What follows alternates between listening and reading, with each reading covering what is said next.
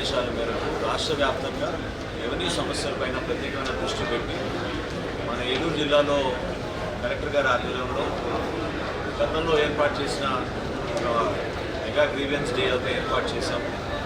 దానికి పరిష్కార రూపంలో ఆ రోజు కూడా వందల సంఖ్యలో మేము లబ్ధిదారులకి వాళ్ళ పట్టాలు వాళ్ళకి అందించడం జరిగింది.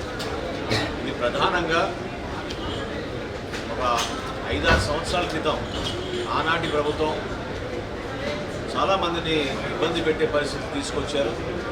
కొన్ని చోట్ల రాజకీయ పనులు చేశారు, కొన్ని చోట్ల డేటా ఎంట్రీలో పొరపాట్లు జరిగినాయి. కొంతమంది పాపం ఎప్పుడైతే అవసరం ఉండి వాళ్ళ పొలాలకి తాకట్టు పెట్టాలనో లేకపోతే బ్యాంకులు రుణాలు తెచ్చుకోవాలనుకున్నప్పుడు చేయలేని పరిస్థితిలో కుటుంబాలు చాలా సంవత్సరాలు తిరిగి నష్టపోయాయి. వాటి పరిష్కార రూపంలో ఇట్లా చాలా పారదర్శకంగా అప్పటికప్పుడే అర్జీలు స్వీకరించి రికార్డ్స్ అన్నీ వెరిఫై చేసి కలెక్టర్ గారు, జాయింట్ కలెక్టర్ గారు ఆధ్వర్యంలో చక్కటి కార్యక్రమం ఏలూరులో ఈరోజు కూడా మేము నిర్వహించడం జరిగింది. ఇప్పటి వరకు మాకు వచ్చిన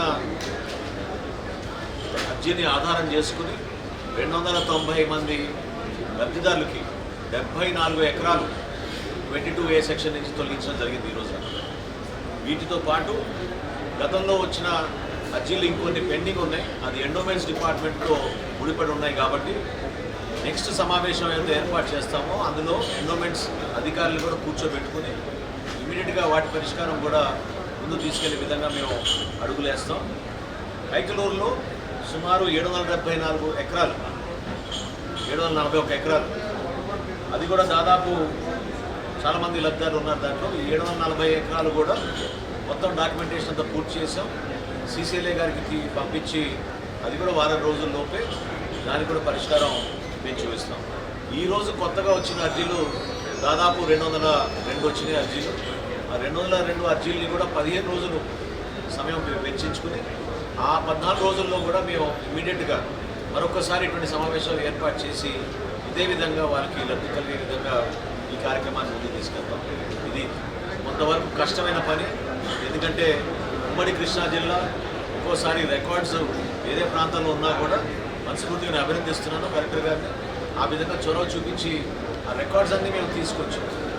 కలెక్టర్ గారు, జాయింట్ కలెక్టర్ గారు, సబ్ కలెక్టర్ గారు కూడా మరి ప్రాంతాల్లో ఉన్న అధికారులు, ఆర్డీఓలు, తహసీల్దార్లు అందరూ కూడా కృషి చేసి ఈ కార్యక్రమాన్ని అంతిమంగా ప్రజలకి మేము మెరుగైన సేవలు అందించాలి, ప్రభుత్వం నుంచి ఒక భరోసా నమ్మించే విధంగా ఈ కార్యక్రమాన్ని తీసుకెళ్తున్నాం.